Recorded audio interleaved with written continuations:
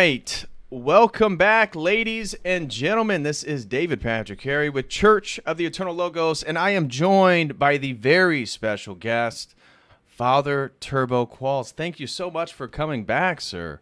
Oh, it's my joy to be with you again. It's absolutely my joy. Thank you. No, our last conversation on the occult, it was so much fun.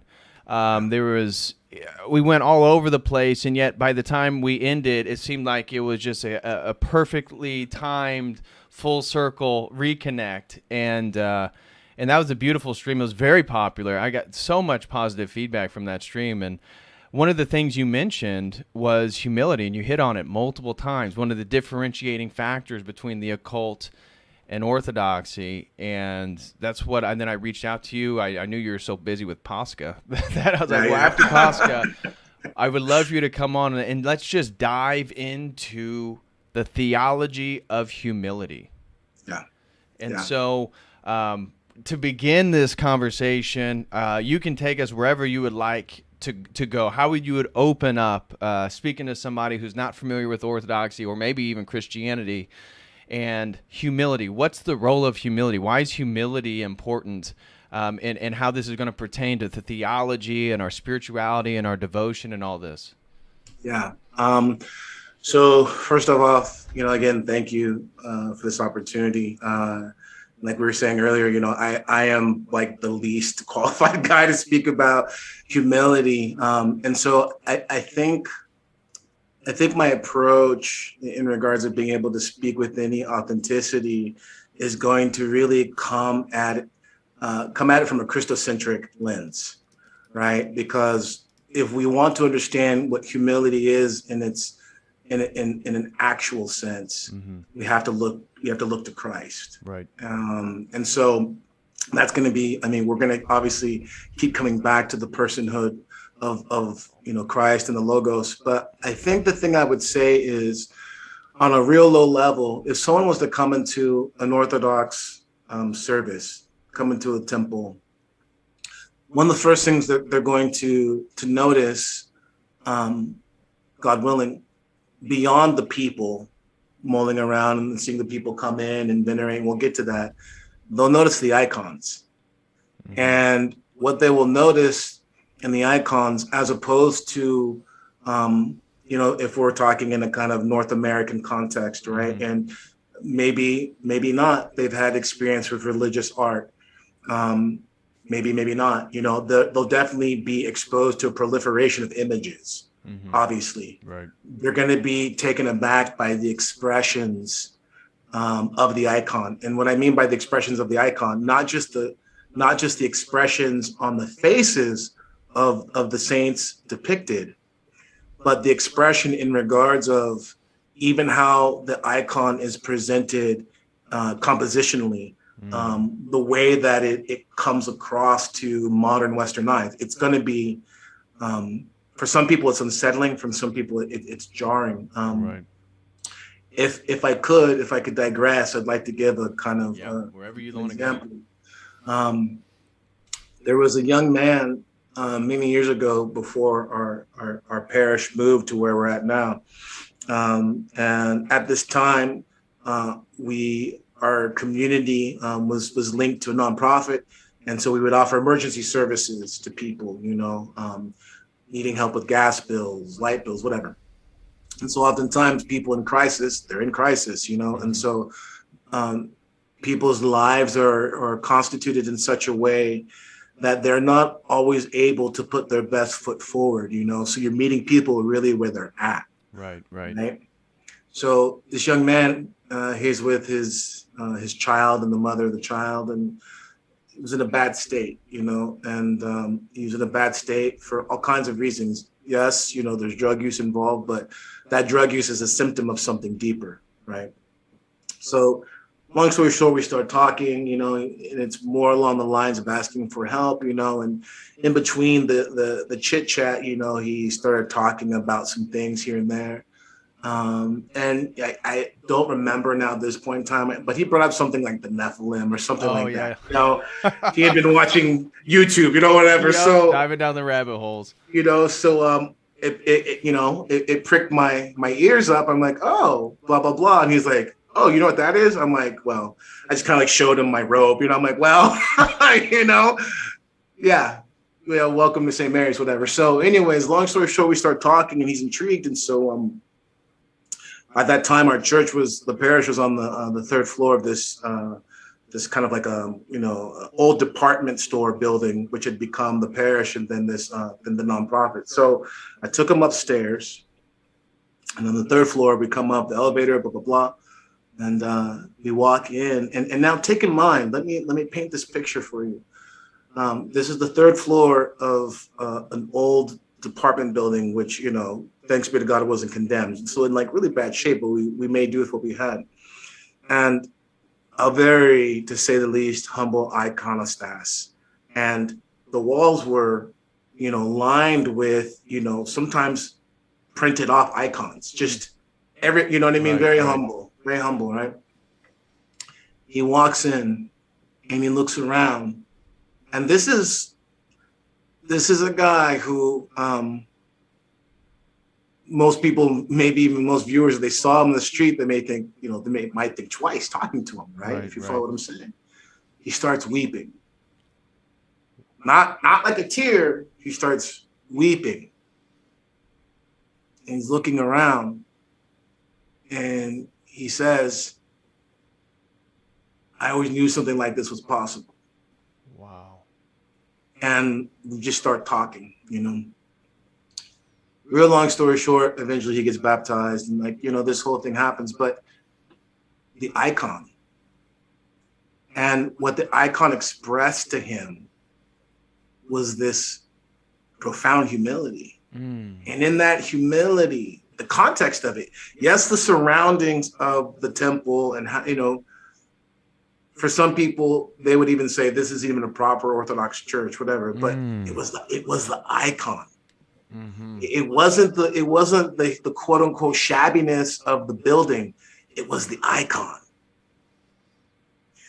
And again, forgive me for, you know, for zooming in too much. Also take in mind, humble iconostats. We're not talking, you know, 4 foot high icons. We're talking like you'd have to kind of get up there, but it's enough to see, like, that's what I meant by the expression of the icon being humble, not just the expression on the face of those depicted in the icon, but the icon itself.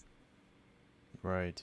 We oftentimes underestimate what's really happening in the phenomena of the icon and what's being transmitted to us, especially us as modern Western people, is a profound sense of humility that is absolutely absent from our experience, culturally, generationally. And when people encounter it, when people are themselves in a really humble state, it resonates with them on a level that is deep. Wow. Yeah. Maybe. Yeah. Let's continue that. So this iconography, you know, the artistic style of the icon, you can probably describe as humble. It's not. And we briefly touched on this in the last one on occultism. The icon isn't overly detailed oriented in the sense of being overly realistic. That there is a sort of obvious separation, but at the same time, it's portraying a historic humility. The icons are historic. They're actually depicting historical events. They're depicting things within space and time, yet the way we portray it is in a humble way. The event itself is almost always depicting something dealing with humility. Yes. So again, this in of itself is so far removed from people's experience, even just like religious art in general. Because you take in mind too, and I don't want this to be taken in an uncharitable light. But we're just comparing and we're contrasting. But if you look at, even from my experience with like what would be considered, conventionally speaking, quote unquote Western, religious art. Sure. What enraptures people oftentimes is the absolute beauty. Right. In regards of, the artistic skill that's put into place. Think of the Sistine Chapel. The marble statues. No one is going to say that that's humble. Right. You're right. It overwhelms you. Right. Because of the natural beauty that's being put forth. Right. And so the theology behind that is different. I mean, you see that in the architecture in the West, in regards of, spires and steeples moving upwards, jutting up, penetrating into the heavens, right? Whereas with the traditional Byzantine architecture, which, in North America, we make do with what we have, right? But when people when money isn't an object or an issue, what do people do? They build domes, right? And the dome is this, it's the square and the circle, heaven being the dome, the square being earth, but the dome coming down and meeting, right? Earth, right? There is this unity that happens, and there's if I could use this term, there's a mutual humility on both in this joining together. Whereas in a kind of conventional sense for the West, it's this jutting up, this penetration, which, if you're adept enough theologically, you can kind of like make anything work. But I think when you kind of move past any type of attempt at sophistry and seeing how it affects the people, what's revealed again is there is a profound humility that we encounter when we enter into the life of the saints in heaven, primarily through the iconographic experience, right? It speaks to us, and so much more so now than ever before, because our minds are inundated with anything but humility. Our minds, the oversaturated colors of the screen, the oversaturated colors of everything from the comic book to the magazine, if people read them, right? There's a palette that has there's a palate that someone almost has to begin to like cultivate when they become Orthodox, right? Because the icon presents a fast. It presents a fast to the eyes and to the senses in a way that we are so used to the fast food of images, again, saturation of color, even in regards of compositions being designed in such a way to be almost, if I could use this term, instantly addictive. This is why some people, I'll give you a little tip, if you're having problems with your phone, certain phones, you can set them to black and white. You can desaturate the screen. If you do that, actually that will help mitigate some of your addictive responses with the use of the phone. Wow. That's a whole that's a whole thing. And for any of my brothers, for any young men out there, if you're struggling with some, addiction with images, if you were to do that on your phone right there, coupled with prayer and some other things and spiritual guidance, you'd see some real progress and cutting away from those behaviors. But anyways, I digress, forgive me. The icon does this even now, because even when you have contemporary iconographers, which I am one, right? Like our tendency, we almost can't help it. There's a certain pop that we employ, but even when it's like, what I mean by pop, right? In a aesthetic sense, it's like you would take a strong contrast between a dark and a bright color, right?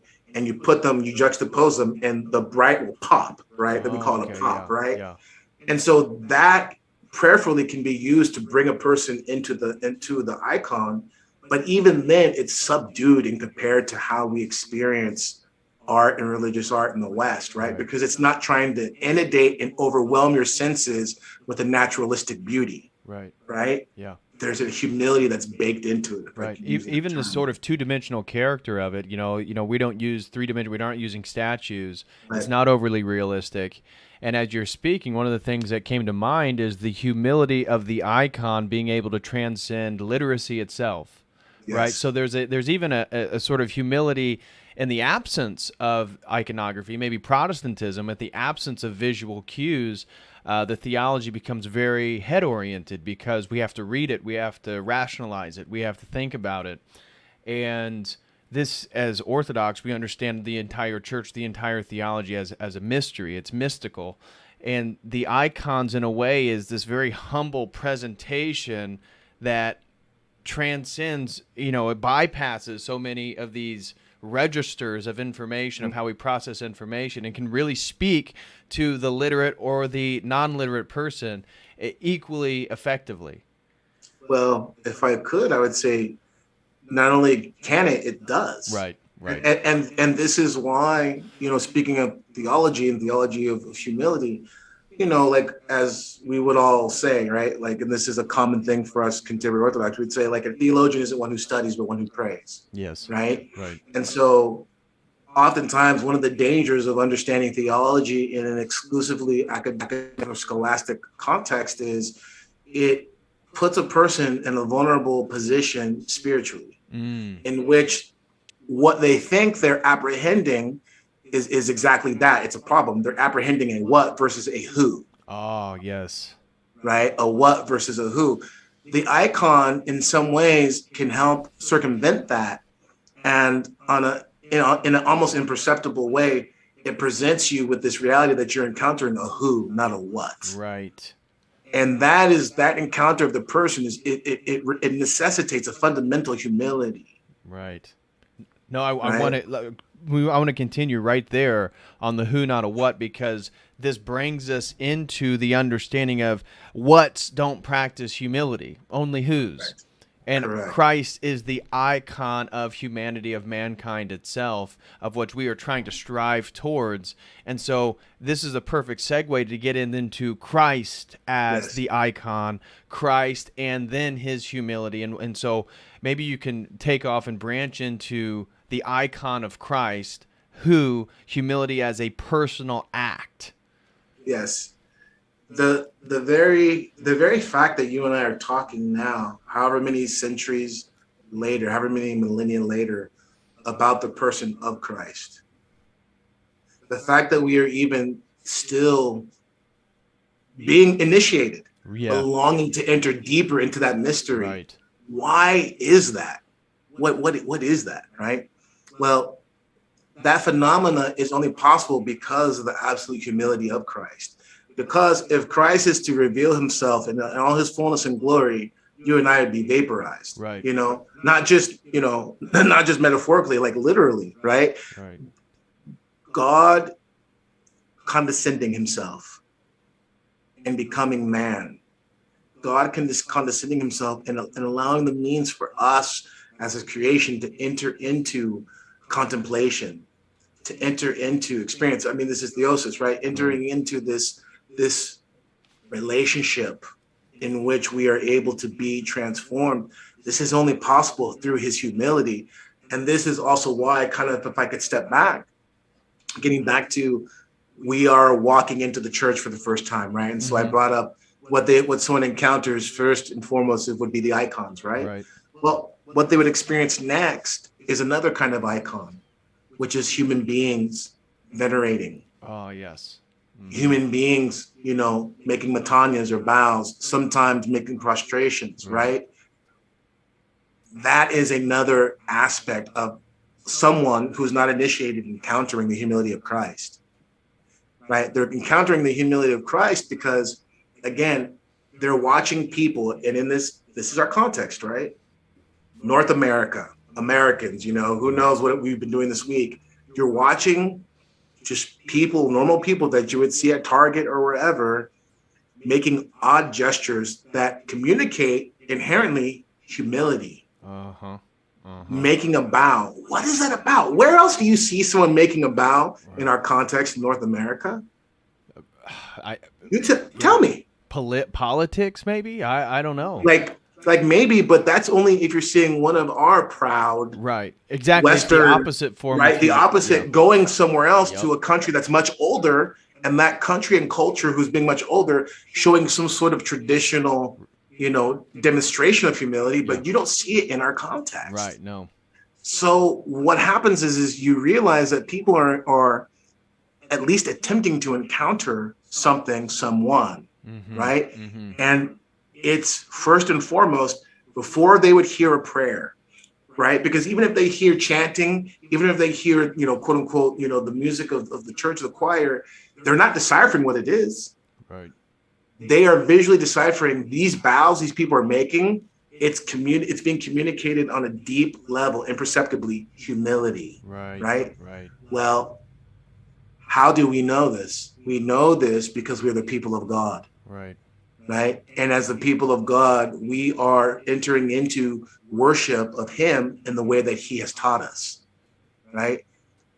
Be holy as my Father in heaven is holy. Right. So in order for us to really start talking about the humility of Christ, the person of Christ, the icon of Christ, we have to understand that first and foremost, he is holy. That first and foremost, the need for that humility. Christ demonstrates it for us out of love for us because he knows there's no other way for us to approach him. Not because, again, this is why he's not Zeus, right? Not because he's like, how dare you come to me like this? And I'm going to zap you. But out of real condescending, out of a love, out of a healthy, if I could use this term, forgive me if I'm wrong in my definition, out of an honest, healthy paternalism. He's like, the only way for you to approach me is through humility because of who I am and what I am. So let me teach you, learn of me because I am meek and lowly of heart, right?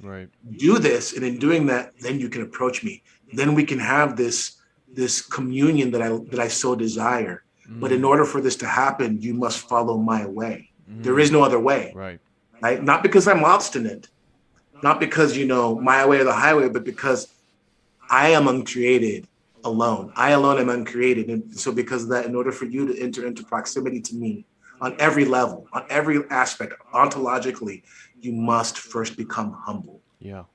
No, and we mentioned this privately, how this, I just before the stream, preparing for it, I did some search on humble gods, humble deities. Well, it's a pretty short list. You start going through there aren't many, and so it's just Christ, and then you look at the ancient gods, and it's Zeus, it's the god of thunder, it's the god of lightning, or it's Poseidon, the god of the oceans. It's in a way these sort of prideful, and yeah, we understand them as maybe embodiments of emotions or psychological process or whatever pagan, however you want to define the pagan deities and how they express themselves. But at the same time, the gods themselves are prideful of the things that they somehow have dominion over, and that's then their identity. The identity is the power that they have, and there is no then place for, you look in the ancient pantheons, there is no place for the humble God, and that humility through the lowliness. Somehow we were elevated, but that's exactly what we see with Christ as he demonstrates how we approach him.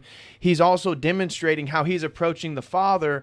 I mean, it's just this continual reciprocal feedback, and that's where he is the icon of how we then ingratiate ourselves with the divine, how we approach divinity. You look at the ancient world, and it's, Caesar, it's burning incense to the emperor, it's human sacrifice, it's animal sacrifice. And then we see again in the humility of Christ, he's ending these processes. He's ending human sacrifice. He's ending animal sacrifice. He's ending the scapegoating. It's now on us. And so It's funny how then humility brings all these things together and is really what, in my mind, you start to look at there's other solar deities. People want to talk about the solar symbolism of Christ. But there is no humility. There is no humble God. Christ is the humble God. Right. Forgive me. I want to, again, forgive me for all the anecdotal experiences, I share, but it's, I think, getting back to this place of where people are actually at, right? Because that's one of my that's something that's always on my heart is reaching people where they're at. Mm-hmm. And then from there, they can build up and they can get into the vast expanses of just the profundity of our faith. But let's start small, right? Metropolitan Anthony Bloom says something, and I remember saying this to my older son, and it blew him away. He didn't really know what to do with it, but struggling with his faith, and I explained to him, quoting Metropolitan Anthony Bloom, I said, God is powerless before you in this sense. And he was like, what do you mean? I thought God was all powerful. And I said, oh, he is. But he's powerless in the sense of he doesn't force you. Yes. Oh, this is a great point. He won't force you. Right. Now let me stack this over here and let's build off of this, right? Yes. I think about this all the time, right? All the time. I'm so humbled, no pun intended. I'm so humbled to be a priest. I'm unworthy, truly. And I mean that with every fiber of my being. And the fact that my life revolves around the holy things. And it's never lost on me that when I'm looking at the Holy Eucharist in the proskyneity, right? And then and even during the liturgy of the Anaphora, looking at God. Let's think about something, right? Us who are initiated, let's think about something. We experience him as God, and he reveals himself to us truly as God, truly. Not as wheat and not as grapes. How does he present himself to us? As bread and wine. In order for there to even be bread and wine, he needs us. We don't offer wheat and grapes. He's commanded us to offer bread and wine. Bread and wine is fundamentally a synergistic act. Right. We cannot bring about wheat in of ourselves. That alone is God's. But God calls us to take the wheat and it must die and then bring forth bread. The grapes must be fermented and the process of making wine. That's a synergistic act. Do you see where I'm going with this? No, I do. It's a great point. That in itself is humility. Yeah. Even in how he's chosen to reveal himself in his fullness. Right. This in itself is an act of ultimate humility, which boggles the mind. Yeah, no, and I love that example you just had with the bread and the wine and the necessity for us in a way to participate in this process, that the way that Christianity recognizes the free will made in the image of God. God doesn't force you. That's right. And so in a way, then God then only provides humility as the way out. But he allows you to go through your pride. He allows you to do all these things. You look at Neoplatonism or all these Platonic forms of theology, and God he really only loves himself. That God emanates from himself out into the world, and then everything's going to come back to him. And so God really only loves himself. In the Trinity, we see a God that's three persons, one essence, a God that can love the other. And he loves us as creation in the sense that he only wants us to truly love him, which then requires free will, which requires us to then submit. But unlike the king, unlike Caesar, he doesn't force us to submit. We have to come to our own humility. And forgive me, because I'm too dull a man to discuss these things on a high level. I'll gladly hear from you on this one. But I do want to bring up, it's like one of the few times you'll catch me talking about universalism, because it's problematic, right? Mm-hmm. But what they miss and what they don't understand is the humility of God, because they understand correctly is that God absolutely loves all of creation, including the fallen ones. But what they miss is that love is revealed par excellence in his refusal to force. Mm-hmm. Mm-hmm. Even still the humility in the face of those who reject him.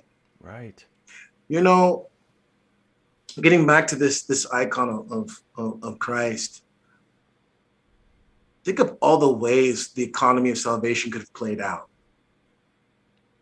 It comes in everything you mentioned, in a manger, like all of the things, right? And we can get into that. Yeah. But one thing that I really like to point to people is his disciples were these all but illiterate, blue collar, working class, if I could use that term. I know it's a modern term, but they weren't the professional academics and scholars and even businessmen, which would have been, yes, he had a publican, he had Matthew. Okay, sure, right? Mm-hmm. There's one, but no professional clerics. Right.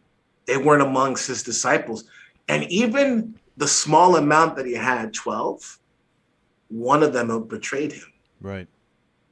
Like, we spend Lent and especially Holy Week meditating on the betrayal of Judas.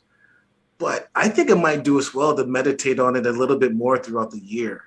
Because when you recognize the fact that the whole time, right, God knows what was going to happen. Right. And yet in his humility, was there some miracle that he showed the others that he didn't show Judas? Was there some, Was there some hidden mystery that he whispered to Andrew that he didn't whisper to Judas? Yeah. Some prideful esoteric knowledge? No, he didn't. Mm-mm. No. Like this is the humility, like all those things, all the things we could talk about coming. I mean, one of the ones that's always profound for me, with Palm Sunday and coming on, like on the ass of a colt, like that's another great, another. I mean, that's incredible, understanding the delusion of the demons, right? And the delusion of the demons in the guise of the ancient pantheons, because that's what they are, right? You know what I mean? They're the masks of the demons, right? Him being like, how far away from that can I get? Right? He goes as completely far as possible. And he doesn't come as some stellar champion. He will, though. Right. He will. But until that time, we only know him and can enter into communion with him as the crucified one. Right. Right. And understanding this, I was teaching catechism to the kids. I do that every Friday here at our school. And, we're explaining to them this understanding. One of the young ones, this young one, Seraphim, so good. He says, we're talking about crucifixion. And we have a young girl in our school who's, non-Orthodox, and, with God's help, she's being exposed to Christianity and Orthodoxy. Mm-hmm, mm-hmm. And her mom, her mom's, like kind of like a neo-pagan, whatever. And she says, oh, we're talking about the cross. And she kind of like, grabs one of her, grabs her necklace, whatever. And she's like, oh, my mom says this is like my cross, And so I said, well, not quite, sweetheart. And I kind of break it down for her. She's a little girl, break it down for her. I start explaining to the kids. I said, well, guys, there's a reason why the Lord chose crucifixion, right? I said, why don't we walk around with electric chairs hanging from our necks? Why don't we walk around with, beyond bling, right? Why don't we walk around with AR-15s around our necks? Why don't we walk around with guillotines around our neck? Right. Why is it the cross? Right. Like what is it? Because the cross is not just the fact that it's a necklace. What is it? And one of the young kids, he says, I said, it's a means of execution. Yeah. But is that it? Is that simply it? Because if it was, we would why not another instrument of death? Right. Right. And out of the mouth of babes, right? He got it. He said, because the cross was humiliating. I said, bingo. Bingo. And that's why the cross is so powerful. Right. That's why the cross causes demons to flee, and it causes the proud to be humbled to their core, because the cross is a symbol, first and foremost, beyond death of a physical nature. It's death of the ego and the pride and these things which fundamentally keep us from God. Right. So out of the mouth of this beautiful child, he understood the power of the cross, right? And this is what we need to understand. The humiliation in which he endured, that is the path to life. And we are in many ways inoculated to it as Christians, right? We hear it all the time, the cross, the cross, the cross. We see it, we venerate it at the end of liturgy. But we really need to stop every once in a while and allow our systems to become sensitive again. Right? We need to allow our systems to become sensitive to the shocking reality of what the cross means on every level. If you follow. No, I am, and it's totally consistent with what we were talking about before we started streaming. Is the multiple examples, the iconic examples of Christ's humility. One, the fact that he even became a man, oh my gosh, he has male genitalia, and this has been part of the Orthodox. Oh no, he doesn't have male genitalia. No, he's fully man. He's fully God. That is part of the humbling, the humiliating. If you are the logos to become a man, that is in a way humiliating. But what he's doing is lifting us up with him. The hanging with the lowliest of, as you're talking about, the disciples, the lepers of society, the tax collectors, all these different. Well, he shows that Christ, God incarnates as man, and as man, he isn't getting people to just demand and perform the miracles to get people to worship him per se. It's to reveal the reality of who God is and how we follow God, and how he fulfills then this capsule in time that God has been using Israel. He was using the Jewish people to reveal himself through the prophets, throughout all the stories, so that then his son, the Logos, can incarnate and then fulfill all these things, that all these different prophecies have been fulfilled in one historical person. They've been written by all these different people. He still hangs out with the lowliest. He was born amongst... Go ahead. I want to interrupt you. No, go ahead. Go ahead. Okay. As Moses lifted up the serpent in the wilderness, so shall the Son of Man be lifted up. And when I'm lifted up, I'll draw all men unto me. Mm-hmm. The serpent, the lowliest of symbols. Yep. Right? On its belly does it crawl, right? Right. And this, even now in the modern context associated with kind of evil, all this stuff. Christ intentionally chooses to associate himself with this in the cross. Right. If you look to your left in that icon there of our Lord on the cross,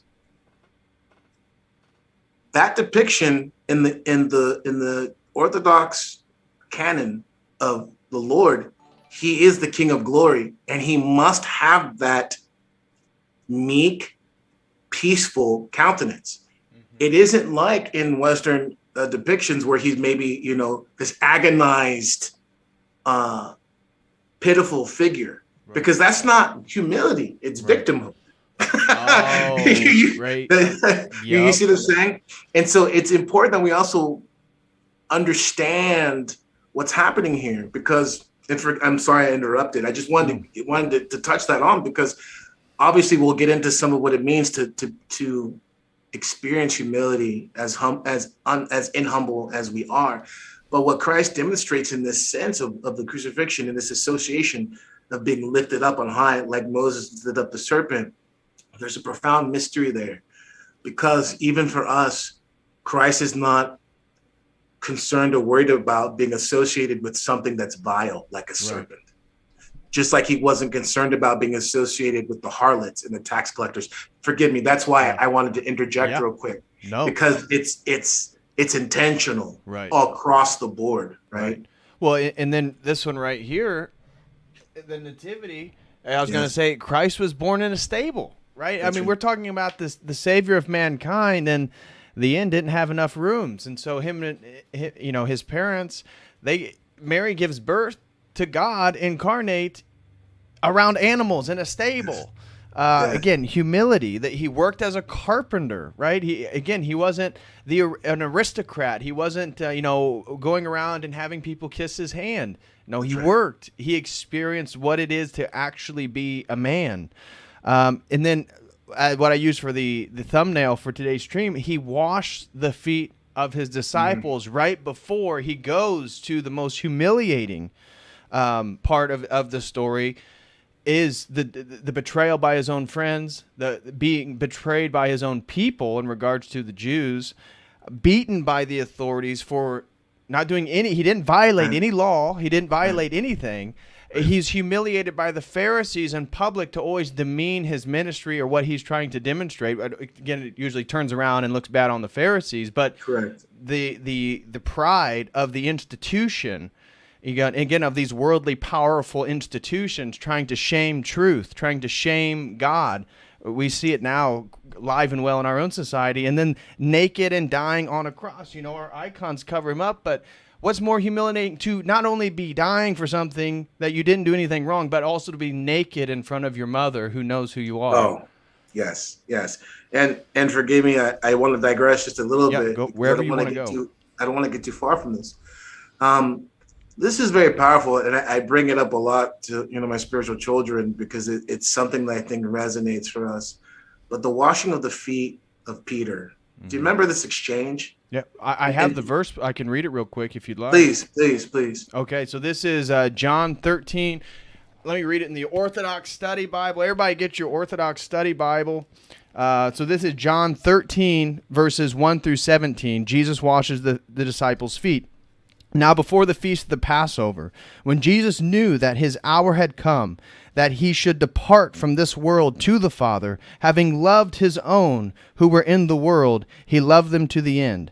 And supper being ended, the devil having already put into the heart of Judas Iscariot, Simon's son, to betray him, Jesus, knowing that the Father had given all things into his hands, and that he had come from God and was going to God, rose from supper and laid aside his garments, took a towel and girded himself.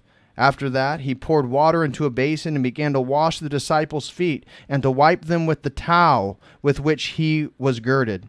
Then he came to Simon Peter, and Peter said to him, Lord, are you washing my feet? Jesus answered and said to him, What am I doing you do not understand now, but you will know after this.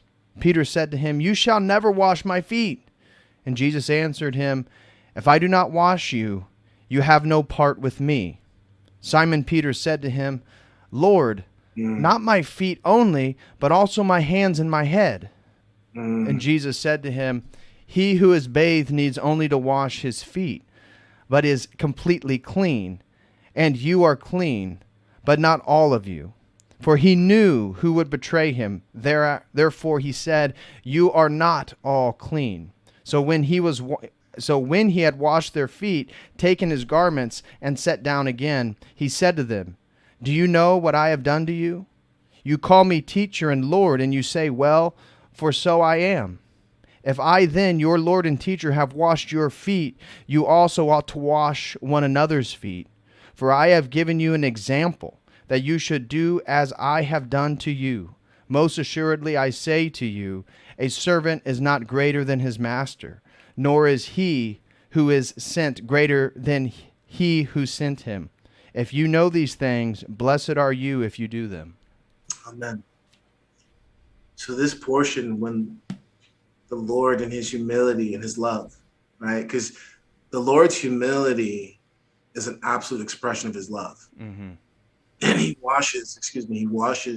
begins to wash the feet of Peter. And Peter, in his pride, you see, we can interpret that as Peter saying like humility, but it's actually Peter's pride.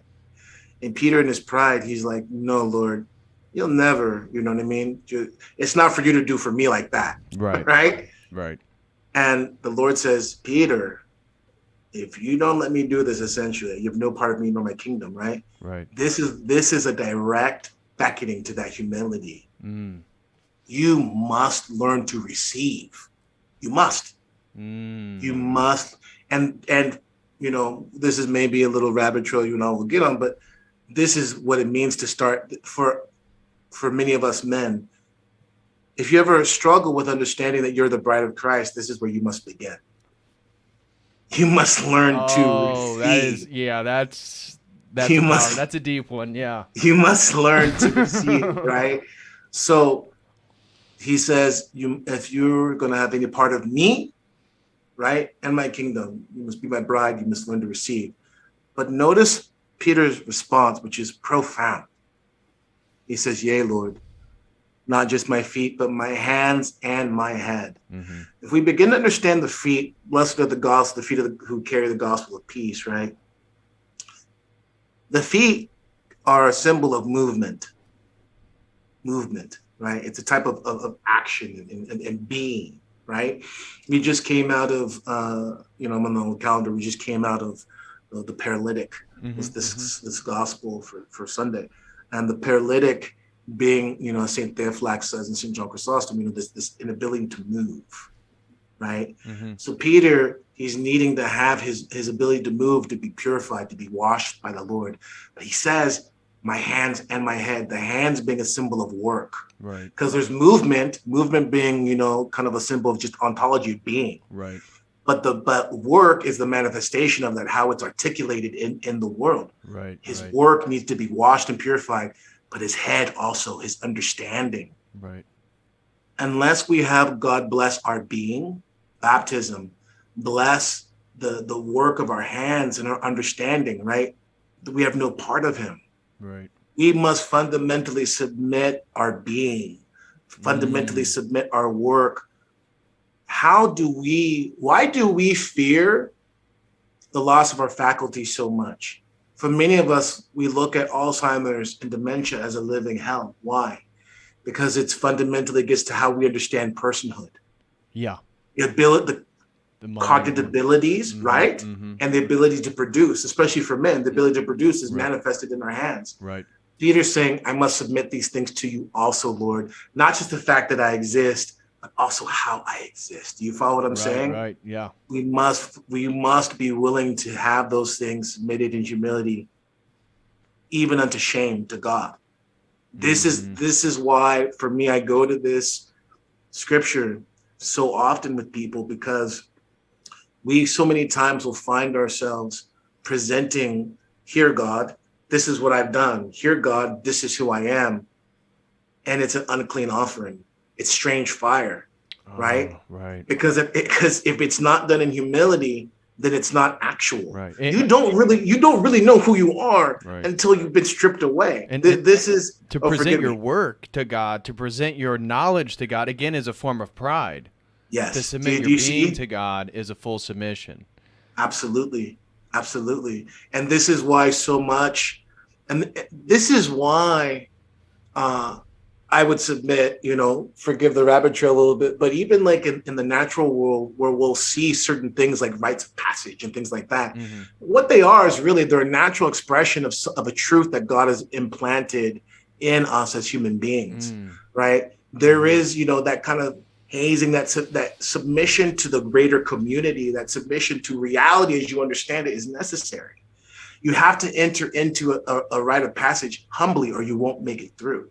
Right. This is fundamentally a foreshadowing of what's fulfilled in the catechumenate, which is fulfilled in the baptism. And all of these things are really first and foremost foreshadowed and fulfilled in this moment where Peter says, yea, Lord, wash my feet and my hands and my head. I submit. Right. See, Peter was to be eventually like, he's the rock, blah, blah, blah.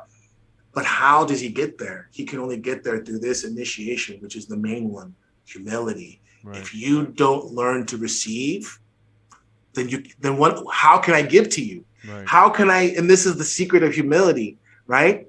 If you don't learn to receive, how can I give to you? Right. Like you and I in our poverty, there's nothing that we can give to God anyways, Right. no matter how deluded we think we are. Right. It's so prideful to think otherwise. Right. So this humility, it's a profound secret of just being. Right. This is how you learn to be. Right. Right. Is this humility. Yeah. The seraphim model this for us, you know? Well, in Scripture, too, it's in Matthew that Christ says, learn what this means. I came for the sinners. I ask for mercy, not sacrifice. And so, again, sacrifice, whether it be animal sacrifice, human sacrifice, sacrifices of work, sacrifices of knowledge, everything is a sacrifice to become disciplined, become healthy, fit. All of it, there's a sacrifice. I did a video on sacrifice and progress. There is no progress without some type of sacrifice. It's an exchange. Christ, the sacrifice is our own humility. That's what we're sacrificing. And when you're talking about Peter, the other thing, and then Peter in his pride, you know, Christ says, you're going to deny me 3 times. And in his pride thinks that he's not going to. But then again, that's how we're also confronted with the world. We also kind of shy away from the humility that's going to be forced upon us if we're going to follow Christ and not deny him. But it's so much easier to deny him. And really that is a form of not humility, but pridefulness, because we don't want the world to persecute us. That's right. And more importantly than that, we don't want God to persecute us as we perceive it, right? Let me share something with you. I was sharing this Monday. This was the homily I gave on Monday, but I was saying, you know, there is this profound mystery that God is beckoning us into. Mm-hmm. And it's difficult for people to hear, you know, and this is what I think is some meat. This isn't necessarily milk. So to get the qualification. But it says in Romans 8:28 that all things work for good for those who love God or are called to his purposes, right? And even getting back to what we were speaking of earlier in regards of Christ being raised up like Moses raised the serpent of old. To remember that account with the brazen serpent, the fiery serpents were biting the Israelites, right? And how do you make venom, right? How do you make anti-venom? Right. You have to take a little bit of that venom. Right. You see where I'm going with this? Yep. So and only God can do this. This is another evidence that we worship the living, true God. Right. He alone can take sin, and only to the initiated does that sin becomes a mean of life. Right. We do not enter into sin willingly, you know, lest grace abound, God forbid, right? But he takes those moments of our sin, and oftentimes those of us who are initiated, we become proud in our piety. We begin to think, look at the edifice of virtues I've built. Right. And we begin to lose sight that no. And this is actually Elder Nikon of Aptina, St. Nikon. He's like, you know, without humility, these edifice of virtues, they will crumble. And so God, even in the life of a believer, and this is the profound secret, the profound mystery, he'll take your sin when you are committed to him, when you are his doulos, when you are not just his slave and his servant, but you become his son. He'll take even your fall and draw you closer to it. He'll take your fall, he'll take your sin, and he'll use it for the necessary humility that you need to enter closer to him. Because without it, you are bringing what you think is this profound offering, but it's filthy rags to him. Right. And the sin that is, because we're not just talking about moral choices, but a disease that infects us, that he alone can purify us of. He uses that sin and he says, draw closer. In the fear of God and faith and love, draw near. This awareness, which he is gentle in, he doesn't throw it in our face unless we become so proud, right? Because some of you may have that experience of becoming so proud, where it's just like, boom, it blows up in your face, and you're like, oh my gosh. And then he comes and he says, okay, now I'll pick you up, right? But other than that, he's very gentle. And he lets us peek in at how our sin it's just enough anti-venom. Right. If you understand, you see where I'm going with this. And that is the power of God. Right. Because the demons will come in, and they do this so many times with the ascetics and people who are deluded, right? They like, you think that you're worthy of seeing of catching a vision of Our Lady. You think you're worthy of catching a vision of Saint Gabriel, right? You're deluded, right? And so God, he works through our delusion. He says, no, no, no, no. I don't even need to come to you in dazzling light and power. Right. I'll come to you in the most humblest of ways. Right. Right. No, Are you with me? Yes. Yeah. And what's so amazing is as you go down this Orthodox journey, this Christian, it all makes sense that any other way wouldn't be as profound. It wouldn't be as so encompassing of all reality. It stands apart. It becomes clearer and clearer the more that you deal with it, the more that you, again, in our humbleness, try to approach it. And I loved what you're talking about. God doesn't need these rags, these works, these things out here. And again, getting back, Christ asks for mercy and humility. And it's like, in fact, they'll get in the way, right? Yeah, in fact, oftentimes the works of your virtues, you build an edifice, which is really what you think is you're building a temple. Really, you're building a wall between you and God. You know what I mean? Yes. So you need to have, in many ways, humility is the mortar. Yeah. That's necessary to build a temple versus a wall. And it's the ultimate. When you were talking this last part, what popped in my mind is that it's through humility, which would be the most direct way that we can really commune with God, because God himself became man and expressed the most ultimate means of humility itself. I mean, he died for all these sins, the sins of the world, people who weren't even born yet, for things he didn't do. There's nothing more self-sacrificial. There's nothing more humble than the story of Christ. And so as we experience suffering, as we experience humility, we're getting a glimpse into an experience shared by the incarnate God. It's through there that we now step into a shared experiential realm. And so maybe you can go into this literally we commune with God through the suffering and the humility. We don't commune through the scapegoating and the animal sacrifice. That's not what he's asking for. No, because again, fundamentally, the scapegoating, the animal sacrifice, all these things, number one, those processes, they fundamentally, and this can get us into a whole kind of Girardian, stream. We could get into this whole thing, but fundamentally, those things become about us. Right. Still, they're still egocentric. They're still exactly like what we offer, what we want, who we are.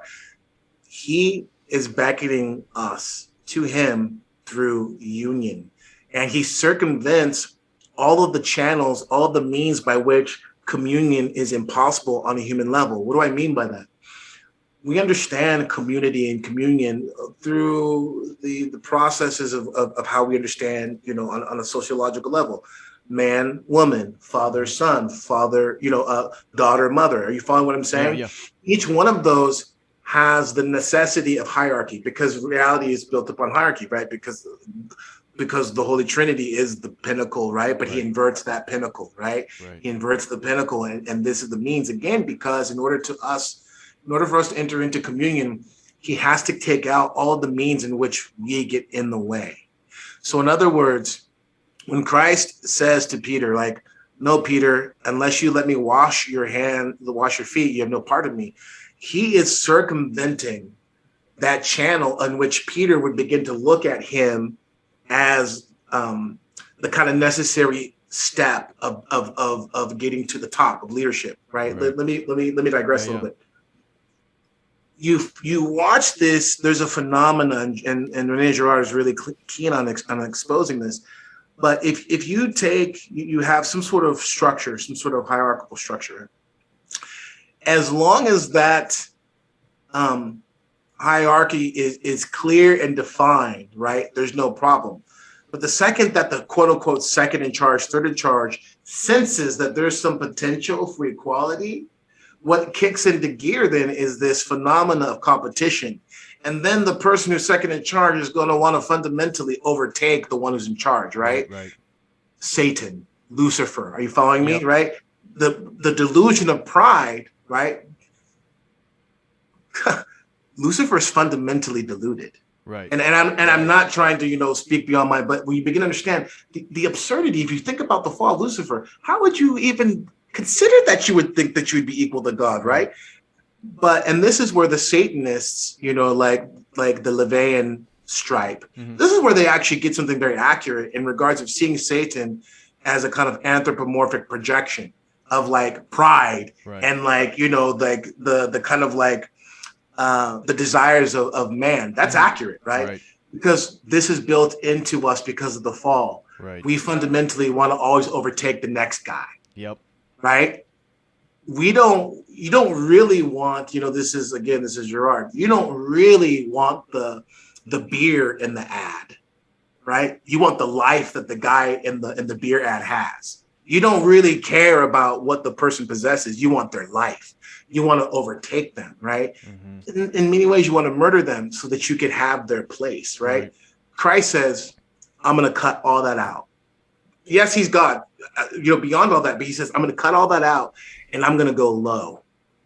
I'm going to make it so that I'm going to take away even the temptation for you to want to overtake me. Yeah. Oh, do you understand? Do you see? Yes. Do you see? I love you so much. I know how broken and twisted you are, man. I'm even going to take away that temptation. I'm going to go where you aren't even going to want to go. You're not even going to want to kill me so that you could be on the top. Right? Which is what Lucifer thought he could do. Are you following me with that, right? Yes. And that again, and it's through the humility, because are you going to out humble Christ? I mean, that's the only way to go lower, right? But you can't. That's the only way. You can't. Only God could. Like, this is why maybe it's because I'm old and I'm tired. I don't know. But I haven't had a quote unquote vigorous debate with an agnostic or like an atheist or a pagan in a long time. And God forgive me, it's not even out of like, I'm above that, because I'm not, you know what I mean? But it's just, I just chuckle now because I'm like, you don't even understand. Like, you don't even understand how absurd Christ is in his humility. Like, there's no point in, like, all of you guys out there who are debating, like, God bless you. God bless your efforts to debate. But let's just understand something. Until someone gets a glimpse of the radical humility of Christ, like, they don't get it, right? That is what actually brings us into communion with him, is this radical humility. And it's the thing that now, in turn, paradoxically and profoundly, we want to now imitate. But we want to imitate it without the overtaking. He takes that process that's in us of wanting to compete or wanting to overtake, and he inverts it. And instead of wanting to do it through murder, like Cain and Abel, we now want to imitate. We want to emulate. He takes that naturally mimetic aspect of us, and he disarms the murderous aspect of it. And he says, okay, no problem. Be as I am. Be meek and humble as I am. And in doing so, instead of this perpetual eternal cycle of death and murder, we will enter into love and communion. Be like me. I will go low. And in me going low, if you want to, if you will, follow me. And in this follow, we will now dance. In this following of me and emulating me, we will now forever be in this communion, right? This dance of humility. Does that make sense? No, while you were speaking, what came to my mind is, you know, the differences between this Christian, this Christ-centered humility, and the humility that most secular people may consider the world. And you're talking about the sort of hierarchies of pride in the world, and so then you have people. You know, I've joked around about the hierarchy of Satan is, you know, there is no honor amongst thieves. And so everybody, this hierarchy maintains its structure because everybody's trying to climb up it and backstabbing the person in front of them, which in a way actually maintains his position on top and maintains the formation of the sort of hierarchy. And so when we think of the world, you know, people of powerful positions or a world leader, and then we say, oh, you know, it's so, you know, show respect, you know, be humble amongst these people. But all of this, in a way, is part of this larger worldly, not everybody's evil or anything, but everybody to some degree is filled with this worldly pride. And yet it's through this real Christ-like humility that we sort of turn away from that and really experience humility. And now we're in the presence of God. So it's like now we're actually we are bowing down to Christ in the real, authentic experience of humility. It's like now we've shifted focus. And now we're actually in the presence of God in a sort of prostrating, you know, metaphorically speaking, a prostrating, humble position, recognizing who he is. Yes. And we have to do that because he wants to give us good things. Yeah. He wants to give us himself. But how can you give if you're not able to receive? Oh man. Which again ties back to Peter and the washing of his feet. That's right. And so this is the secret to humility. Humility is not thinking terribly of yourself. It's thinking less of yourself, less often of yourself. Humility is about a radical honesty. Because fundamentally, when you recognize there's nothing good apart from God, then you're able to finally begin to receive. And isn't that what we all want? Right? We all want we all want love. We all want these good things, but you can't receive it unless you have the necessary humility. Right. Yeah, and I think about humility as uniquely an attribute again of this concept of who it's a personal expression. And so we think of let's for example psychedelics. Okay, what would humility in this context of the new age psychedelic sphere be? Well, it would be to get into an altered state of consciousness one way or another, realize that the ego is that I'm David Patrick Carey. That's a problem. And then by annihilating that, becoming, Cosmic Starseed is my new name, and now I'm one with the cosmic consciousness, that now I'm actually more humble. But as an Orthodox, as Christian, we look at that and be like, you couldn't be more prideful. You're literally claiming that you are God. You're claiming you're, in communion with God, or that esoteric knowledge or secret experiences that we don't know. And they're actually annihilating their personhood. So Judy Smith or, John Doe, that they are then annihilating their personhood to, in their concept, become more humble, to become less egoic, where this Orthodox Christian concept is forcing the ego. It's forcing David Patrick Carey not to annihilate it, not in a way to almost escape it, to take it on, to bear it as a cross of Christ. Yes. And to then reorient. I have to be humble. I have to do this. That it's not some annihilation of humility. It's actually personal humility. And then and then again, it's ironic. We're not worshiping an abstraction of unity of God or God's oneness. No, we're worshiping a Trinity of which the second person became a man, a person. Yes.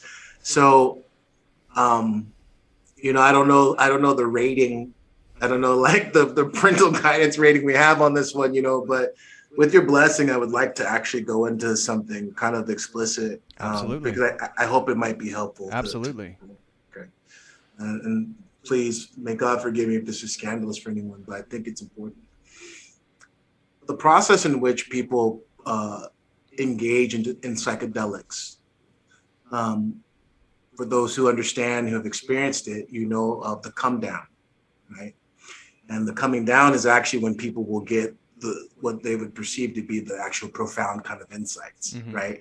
So the frenzy in which you're in the height of the experience isn't really quite where you get the profound insights. It's in the coming down. But see, the problem with it is that mechanism in of itself is a kind of humility, right? Yeah. Because it's in that being subjugated now, like you've kind of come out, you made it through, and you're just the come down, you're like, okay, like what happened? But the problem is, again, with any of these situations is they're antichrist in the sense of it's presenting an affect of humility. Right? Yeah. It's presenting an affect of humility, but in reality, what's still at the center of your understanding and your awareness is whatever projection came back to you, or whatever logisme or whatever whisper was presented to you in that state. Right.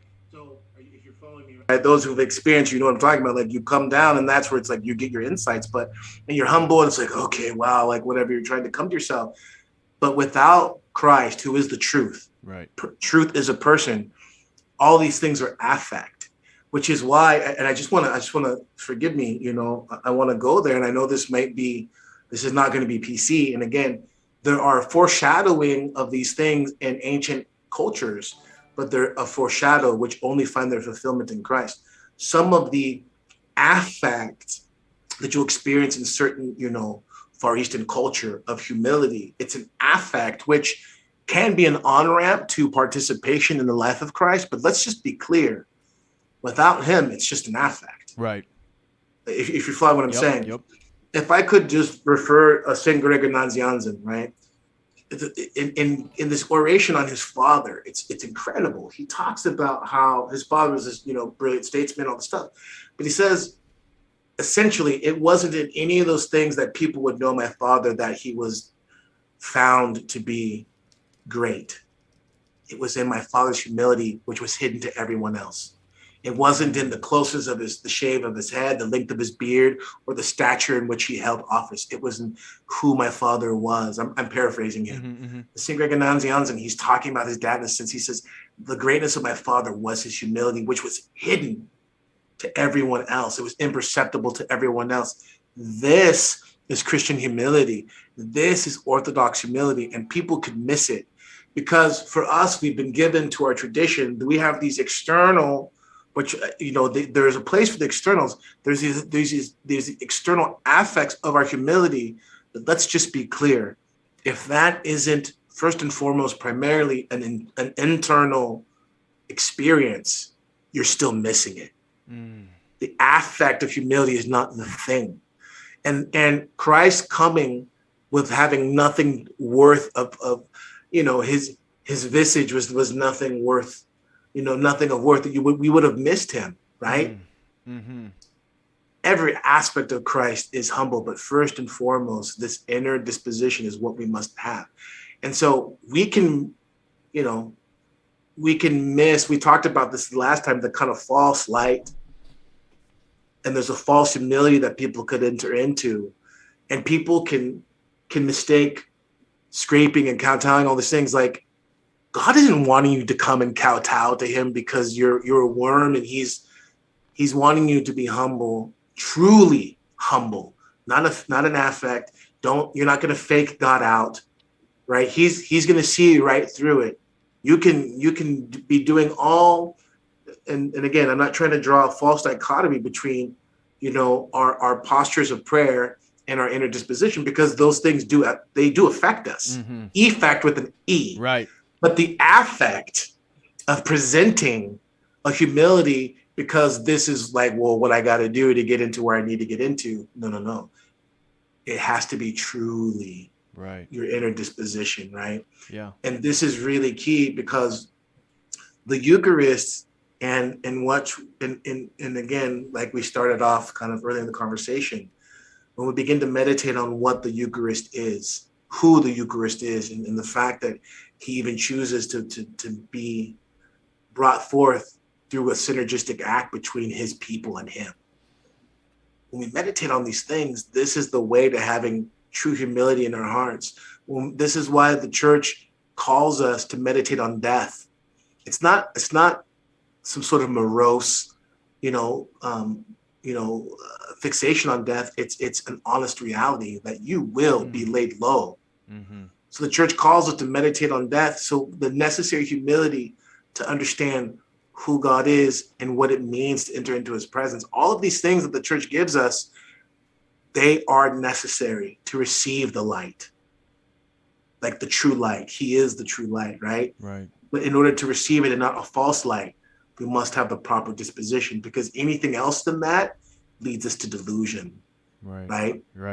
No, I again, as you were speaking, I kept thinking about how Christ, as again, being the sole sort of God of humility, the humble God, is showing us that it's only through humility you can properly approach God, because if God is God, and if we're going to show respect, the only way to do it is to show our own humility.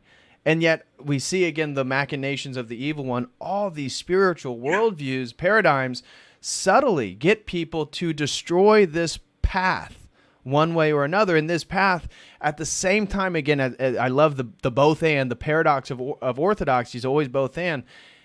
Christ forcing the humility, our authentic, genuine self-humility, is the only way that we can approach God, therefore signifies there is no shortcut, the affect of the sight, but at the same time, it's the ultimate shortcut, right? Because you get, like, you don't have to be a journeyman. You don't have to be a scholar. You don't have. So it's like, at the same time, he forces the authentic thing, which prevents the shortcuts like the sight, but at the same time, it is the ultimate shortcut. Right. That's right. This is why if anyone wishes to enter the kingdom, they must come as a child. And for those of us who have children, you can scratch your head and be like, man, sometimes children can be the most arrogant little things because they think they know everything. But see, that's when they're being childish. Oh, great point. We must be childlike. And when a child is childlike, and they, I experience this when one of my kids they're looking to me for everything. That's being childlike. Right? And all they want is to receive the love of their papa. That's all they want. Yeah. That's childlike. That's what he's beckoning. But when they fall into like, oh, you don't know anything, Dad, then it's like, well, we'll come back around to when you're well, then that's working on your humility, right? Right. That's right. That's right. Thank God. Thank God. Yeah, I've never connected that dot in the sense of the sort of shortcut. Yet it is a shortcut. It's not a shortcut, but we see then Christ is the way, the truth, and the life, and it's only through this way of humility that we can even approach the truth. And I mean truth. Capital T is Christ. Correct. But then these lowercase truths, the truth of our experiential life, as we, again, try to get things in order. You're in different places. You're doing different. Okay, no, I want to get serious. I got to find out God. I got to go down some of these rabbit holes. Maybe you look at what's going on politically. I did a whole video on Christ is the bottom of the rabbit hole. Like, so in the Matrix, follow the white rabbit. Right. Now that leads you into Alice Wonderland territory, but Christ, if you go down the, whatever conspiracy theory, whatever alternative paradigm, it's ultimately Christ. Christ, it's through the logos that we escape the Matrix. Listen, I was just talking with a wonderful couple about this week, and I have a friend, great guy, and him and I never talked about it explicitly, but I'm pretty sure he's like a LeVay guy because he has like a little kind of like, picture of LeVay in the back of his, I frequent one of his businesses, whatever. And we track on all these things talking about, the totalitarianism that's coming.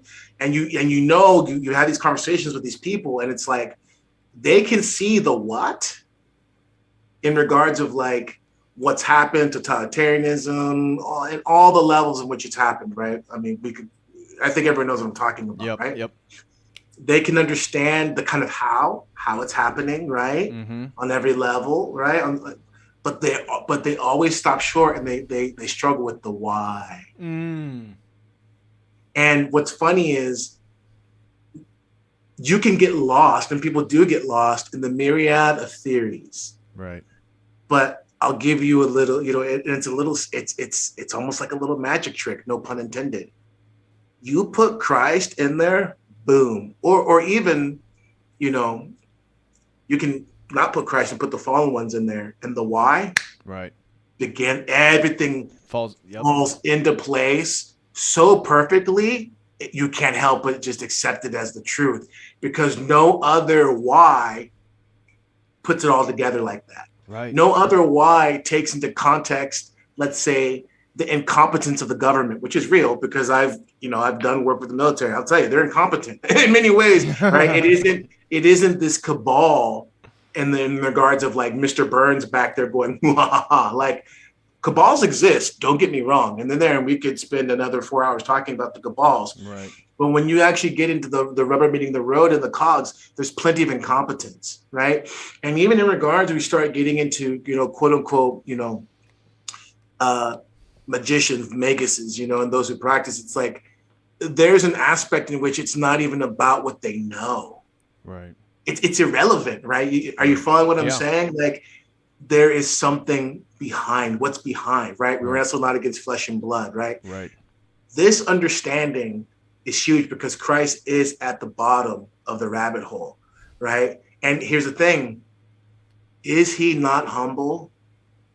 Is he not just sitting and just like, and even those who would be his followers, he's like, I'm here.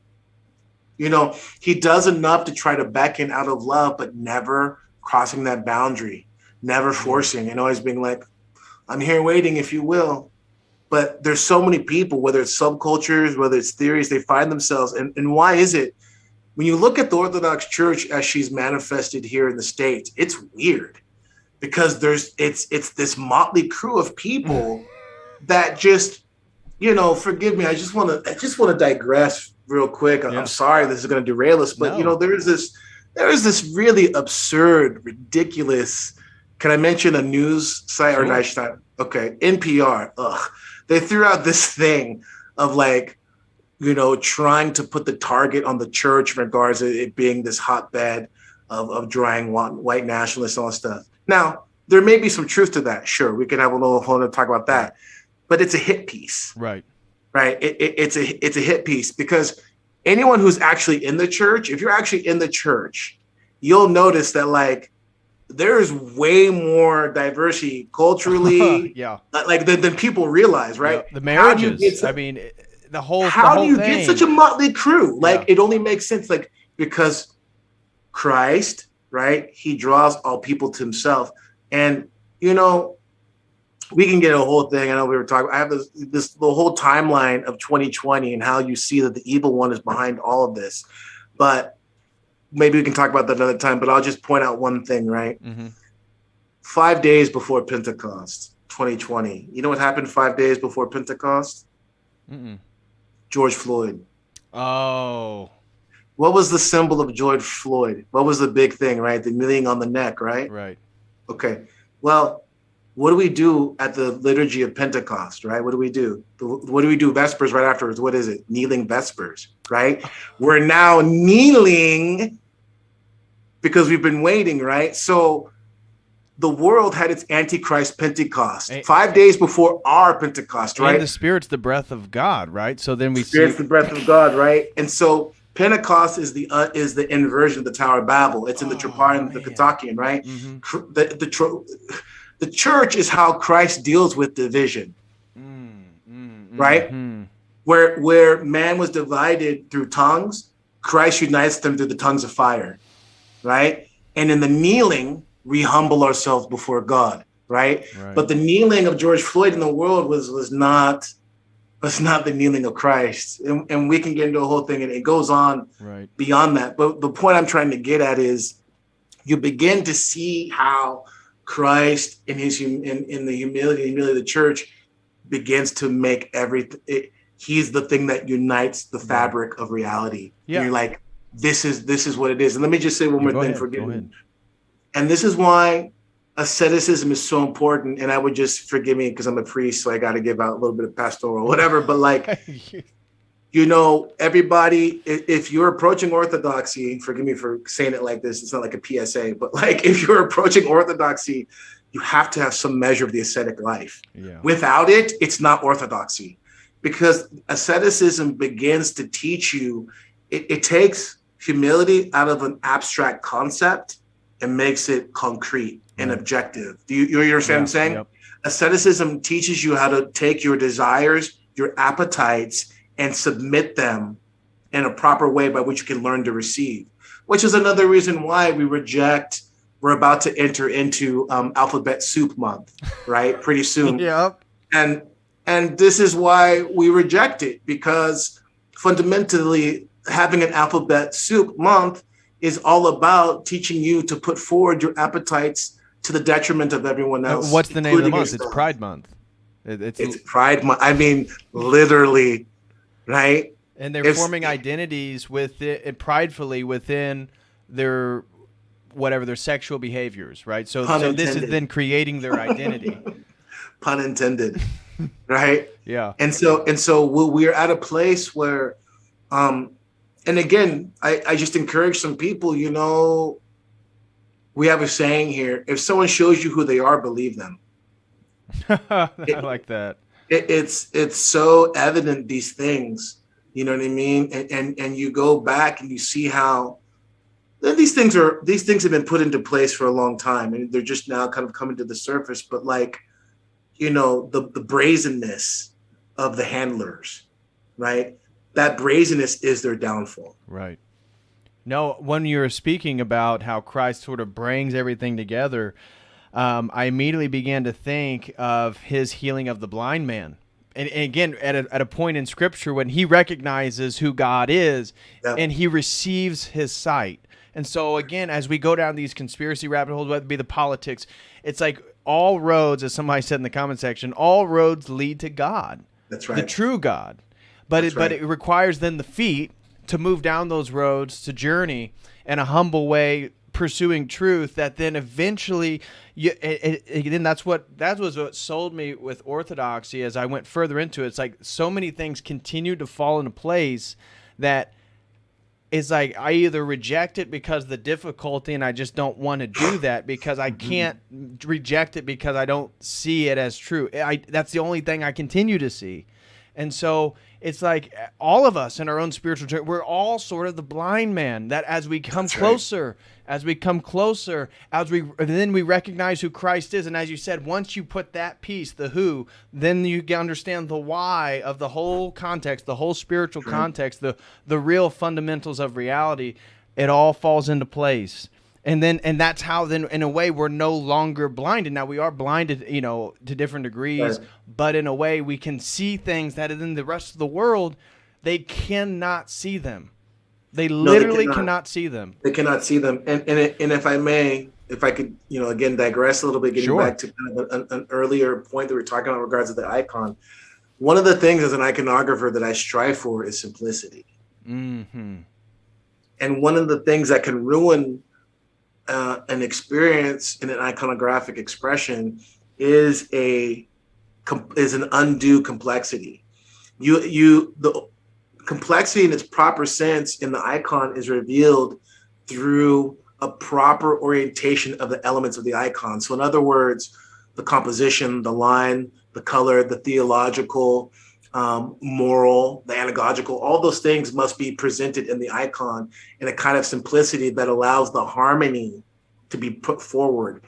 Many times you can tell when someone's a neophyte iconographer or these things where there's an undue complexity that comes in it and it obscures what's being presented.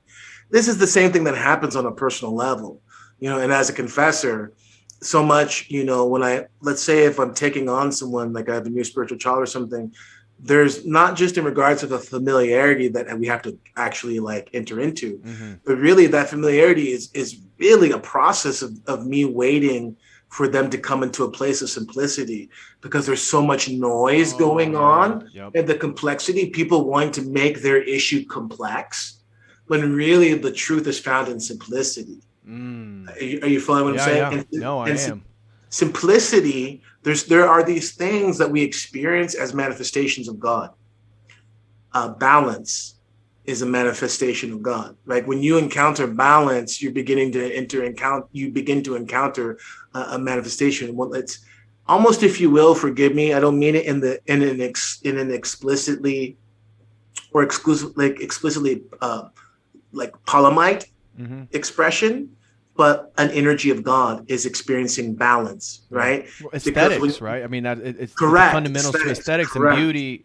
Correct. Simplicity being a facet of that, if you're following me, right? Yeah.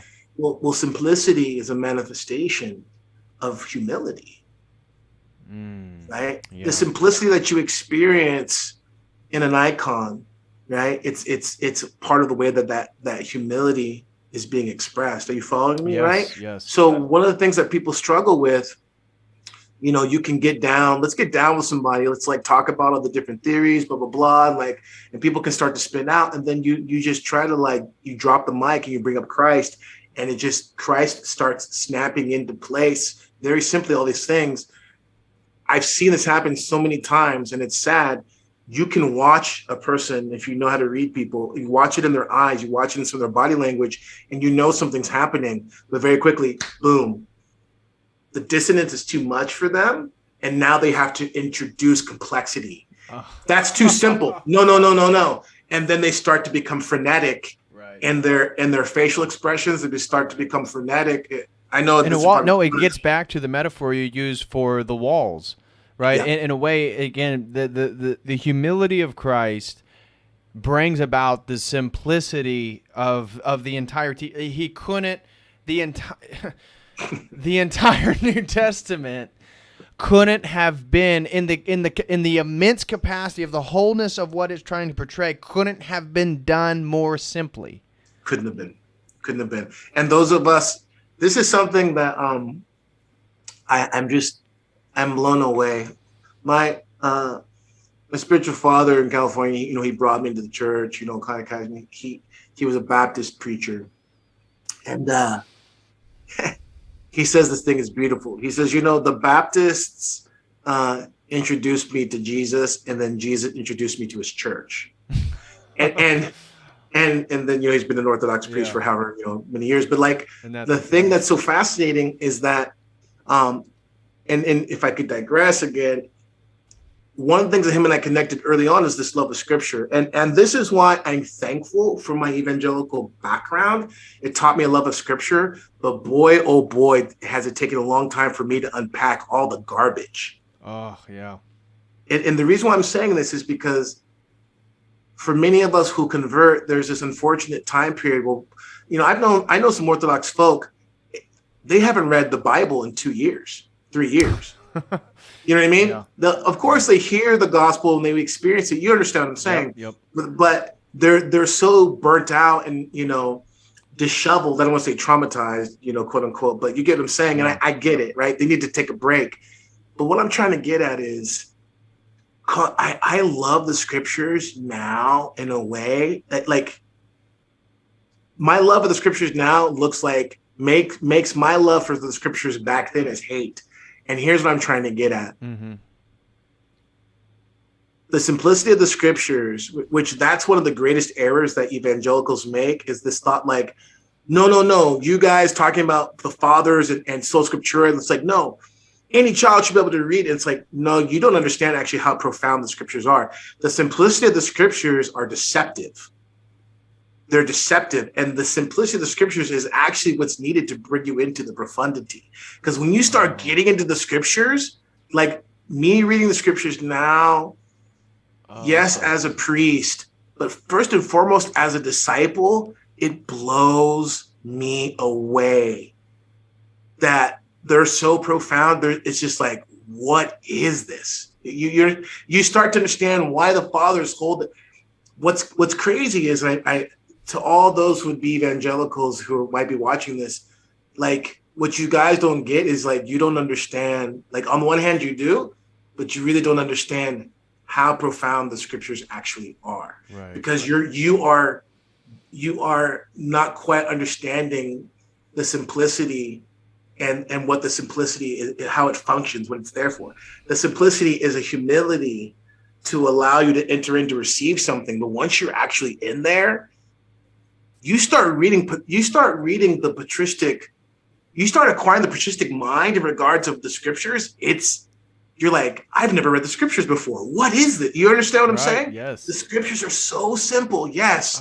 But once you get in there, it's the most like, how is it that I have read the Scriptures for, 25 plus 30 years now at this point, and it's like I've never read them before. Right. What is that? It's a mystery, right? Right. And you are brought into a complexity that is never busy, that is never confused, that is never muddled, but the complexity is revealed through its profound simplicity. And it's that paradox, right? But this is the spiritual life, right? Yeah, I love, as you were talking, again, it's like Scripture, if it was too overly focused on minor details, yep, it would offer, again, the metaphor of more walls, conceptual walls being built between God. But in the way that, again, through God's providence, we have received the Scriptures and the gospel, it presents it in a way that it is a simplistic door that enters into a world of meaning that again, you can only... So the depth of meaning is endless because it's entering into the mystery of God, which has no end, but it can only be presented in the most simplistic way possible to convey the framework, to get the framework for which we've passed through. Because he wants people to open the door. Right. If it was some kind of crazy Houdini Chinese finger trap thing where it's just like, and this is where the Gnostics and the neo-Gnostics and the whole like emphasis on initiation. Yep. And it has to be this complex Secret thing. And this is knowledge, one of the yep. ways you can always tell when the occultists start getting into it, because the confounding through the confounding and the perplexity that's presented through complexity, that's a trap. Yeah. Are you following what I'm Yes, saying? yes. That's a trap, and that's them showing their hand. It's pride. Yep. It's vanity. Christ, I am the door. That's what he said. Yeah, exactly. As straightforward and am the simple as door. can be said. I am the door. And the way you just said it, it's a door into an incredible world. Yeah. And that world is like beyond the wildest complex, like all of the craziness of the most deluded occultists can't compare to just listen, if you want your mind blown and turned inside out, you start reading, the Optina elders. You start reading some of the accounts of the elders. Listen, Saint Porphyrios, right?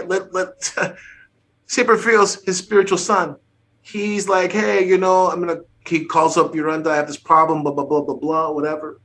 He gets his answer. Thank you, Yorunda, da, da, da, da, da. He's ready to hang up. Saint Porphyrios says to him, oh, and by the way, you don't call me on this line again. You won't get me. He's like, what do you mean? He's like, I died 3 weeks ago. Yeah, that's the spiritual life. Yeah, you want to get turned inside out? Start reading about Saint Seraphim Sarab and his encounters with his nuns. Like, people have like the spiritual life as it's this world, this other world that Jesus is the door to. Jesus, the simple door. So all my evangelical brothers and sisters out there, God bless you. Yes, it's simple. You may think we're making it complex. We're not. This is just the reality. The door is simple. And what's funny is the rejection of the simplicity of the church. The need, listen, the need to make it complex, right? Let me tell you something. Part of the problem with the evangelical Protestant mindset is like you have to be kind of like your own pope and master of the scriptures. You have to finagle everything in such a way that like, it's real simple. You get baptized, you confess, you receive the secrets, right? A mentally disabled 15-year-old boy can enter into and partake and participate with the living God just as deeply, if not more deeply, than a 50-year-old PhD celebrated clergyman. Right. Are you following me? Yep. Simple. And it's the door is simple, but you have to have the humility to be like, and that's why I love and forgive me my ignorance, and I don't know if there's a deeper tradition there. But I'll just go real low in regards of pop culture of like the third Indiana Jones movie, right? But like the Holy Grail, that whole part is really great. It's like, well, which one was the carpenter's cup? You know what I'm talking about, right? It's like there's something profound in that, even though it's a pop culture reference. Right. It's right. The simple cup. There's something to that, because once you take a drink, once you turn the doorknob, oh boy. Right. It'll turn you inside out for sure. Right. No, and that's where this orthodoxy thing, I always try to tell people it is a process, that this is not a born again today, that everybody I know that has continued, because I have unfortunately met a lot of people who became very enamored with orthodoxy, and then they end up becoming a catechumen or even getting into the church, and then they really weren't ready for the reality of it, and pretty soon they're back, to what they were doing before, or disregarding or denouncing orthodoxy or Christianity or whatever. But I love it because when you're talking about this door and the simplicity, really the only necessity of complexity for the church was to differentiate itself from the world. So then we start looking at the theology and the energy essence distinction, and how, now we're dealing with, Platonic categories and Aristotelian understandings of things proper to substance, nature. And it's like, this is complicated. This can be very minute and detail oriented, but this is really just the way the church had to differentiate itself from the world to then show, to say, hey, look, we have the simple door. And then in a very complex way, this is why our door and this whole thing is very different from everything else. It's the only door like this in the world. That's right. And this is exemplified in the lives of the saints. Mm-hmm.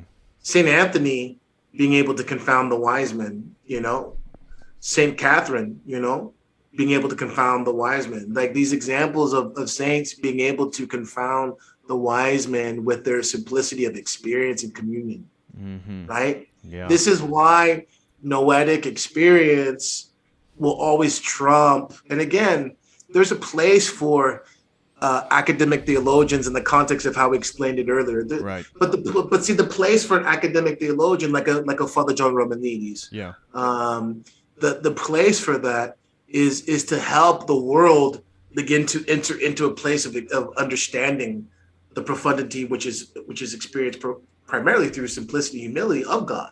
That's the place of the academic theologian, is to help to articulate and build bridges, right?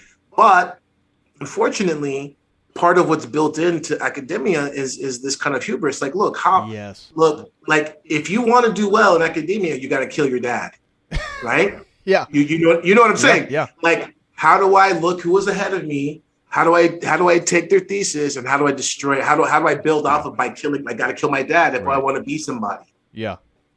Right. Yep. And so for us, for our academic theologians, it's quite the opposite, right? I need to understand what my father has taught, what my fathers have taught, and let me now find, with God's help, the means to articulate this understanding, patristic, meaning father, right? And to articulate this and build a bridge. Yes. Or for my generation. Yes. No, that's it. Amen to that. Maybe that's a good place to kind of end the conversation, but that's exactly what I see the role of the sort of philosophy and the theology to do. And I've said this multiple times, that's what I believe I'm doing with this YouTube channel. Is my whole thing is to try to build conceptual bridges that when I look back at myself, I needed what I believe, hopefully, God willing, I can provide through these streams, bridges, conceptual bridges that allow me to walk over into the paradise of Orthodoxy, into this entire world. Beautiful. Because it's very difficult to even get ingratiated to it. So I understand people are going to need to watch 20 videos before they're like, I don't know, I think I may go to an Orthodox church. Right. But that's the point. The point is to build a sort of comfortability with the ideas, the terminology, the concepts, and then, speak to modern-day witchcraft, the Travis Scott concert, things that then is resonating with the contemporary scene. Again, so the bridges, the role of the theologians in the church is to continually, as time moves forward, building the bridges out into the world to cross into for those willing to submit to the humility, to follow the truth, to enter through that doorway. Beautiful. And God bless your work. And again, we were talking earlier, I just forgive me for going there, but a shout out to Asher, because, that's my son out there and he's been watching you and you're building that bridge. And that's the evidence of it, is that, reaching young minds so that they could, if they will, walk into paradise. I love it. That's absolutely it. May God continue to increase and bless your ministry. Oh, well, thank you so much, Father Turbo. Again, thank you so much for coming. Every time we've had 2 conversations, but they're electrifying every time. I feel like we hit so many good things in this video and really unpack this concept of humility, and we just riff off each other. I love it. There's not a whole lot planned. We just have a general topic. And this has been really, really wonderful. Again, I want to thank you so much for coming on here. I have a few super chats, if you wouldn't mind. Great, no problem. I think some people, I want to be courteous of your time. I know you're a very busy gentleman. And this is not a super chat, but this is a comment I found over on Rockfin that I wanted to share with you because it's somebody who's trying to speak to you directly. And this is from Ryan Darrow. And he says, Father Turbo, you may not remember me, but I spoke with you many years ago when you were introduced to me by a coworker, James. That was one of the first instances of contact with Orthodoxy. I saw you again when Father Deacon Ananias invited me to St. Barnabas. Praise God, I'm pleased to tell you, my wife and I will be baptized this month. Glory to God. I wanted to tell you you've been a part of my journey to Orthodoxy. Thank you. God bless you. God bless you. And I'm just humbled. I'm humbled by that. To be a part of anyone's life is a profound, profound, sacred thing. So God bless you and your wife, and may God grant you many years and welcome home. Amen to that. First super chat comes from Jessica Z. Shout out to Jessica Z. Throws in $65. Wow. Thank you so much, Jessica Z. Jessica Z is a newer woman in the community who's sort of rediscovered or not rediscovered, discovered Orthodoxy. Wasn't familiar with it. And I know she commented she was very excited for you to come on. She watched your video with Allison on my channel, and then that's how she became aware of your Royal Path podcast, and then so she was obviously very thankful for today's stream. So thank you so much, Jessica Z, for the support. God bless you. Next super chat comes from Disgruntled Docs and says, "Amazing work, DPH and Father Turbo. Y'all two are a blessing." Shout out to Disgruntled Docs. Thank you very, very much, brother, and God bless you and your wife and your family.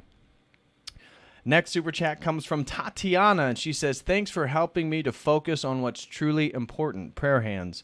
God bless you, and God bless Father Turbo. Christ is risen." And truly he is risen. So thank you so much, Tatiana, for the super chat.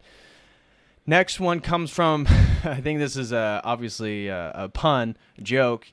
Coming from Proud and Humble, throws in $5 and says, "Speaking of humility, I'm very proud of my humility." Thank you so much, Proud and Humble, for the $5 super chat. I truly do appreciate it. Next one comes from Corey Mark Fisher, throws in $10. Thank you so much, Corey Mark Fisher. He says, "God bless you, Father Turbo and DPH.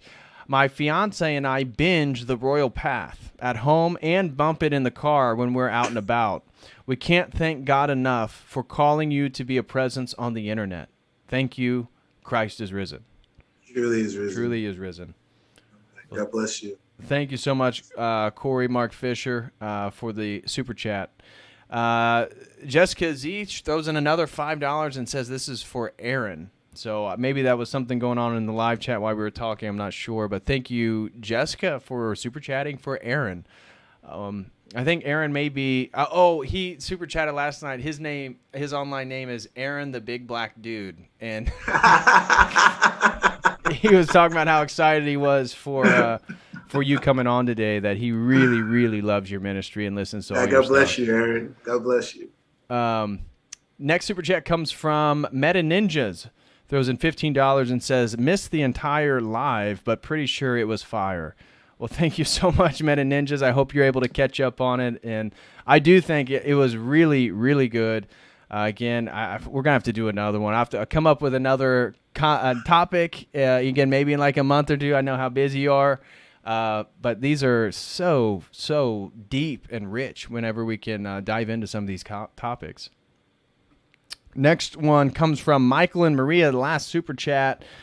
And it says, "In my personal history with the atheist, secular, Western intellectual tradition, I was so full of ego and pride. I thought I had all the answers. It has been a blessing to be in the church and at least struggling to move away from that. Love you both." God bless you. Yeah, so thank you so much. Michael Maria is a Orthodox couple down south, continual supporters of this channel. So thank you so much, Michael Maria, for your super chat. Really, really do appreciate that. And it looks like we got one more super chat from somebody you know very well, PBF Live. Throws in $10 and no comment. But God bless you. Yeah, thank you so much, PBF Live, for the $10 super chat. And guys, please smash that like. Share this stream if you can.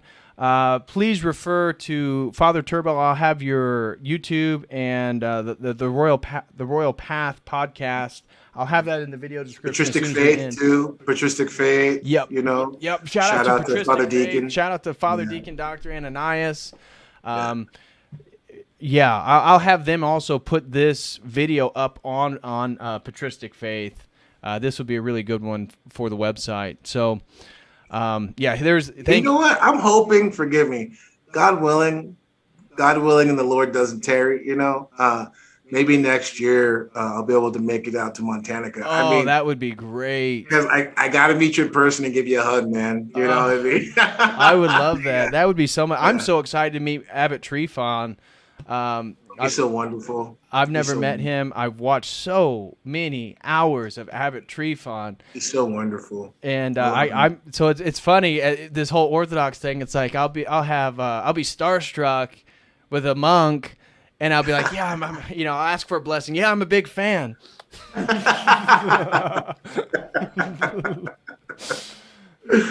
Yeah, he's great. I love him. Yeah, that would be awesome if we were going. So maybe Montanica 2023 will be that would be a lot of fun. Yeah, God willing. And one more super chat, last one from the Kingdom Kid. Shout out to the Kingdom Kid. She's also a newer inquirer into Orthodoxy, and she says, "Great talk. Thanks to both of you for being a blessing in my life." Well, God bless you, Kingdom Kid. Again, she's a female inquirer in Orthodoxy. God bless you in your journey, and I wish you nothing but the absolute best. So thank you. Again, just special shout-outs to the Kingdom Kid, PBF Live, Michael and Maria, Meta Ninjas, Jessica Z, Corey, Mark, Fisher, Proud and Humble, Tatiana, and Disgruntled Docs. Thank you guys so much for the support. And Father Turbo, thank you so much for coming on again. This has been an absolute blast. Really looking forward to, God willing, we can do this again in the future. Anytime you want me on, I'm yours. All right.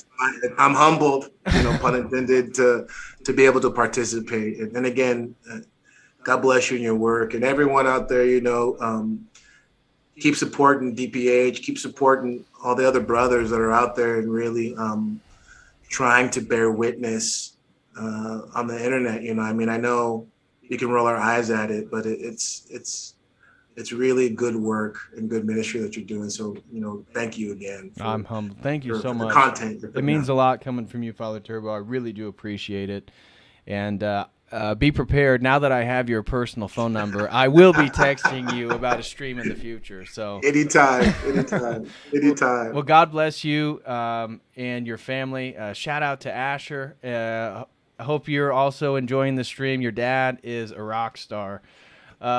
So God bless everybody out there. Please smash that like, and I will be back either Thursday or Friday with another stream. So until then, is there anything you'd like to say before we hop off here, fella? Christ is risen. Truly.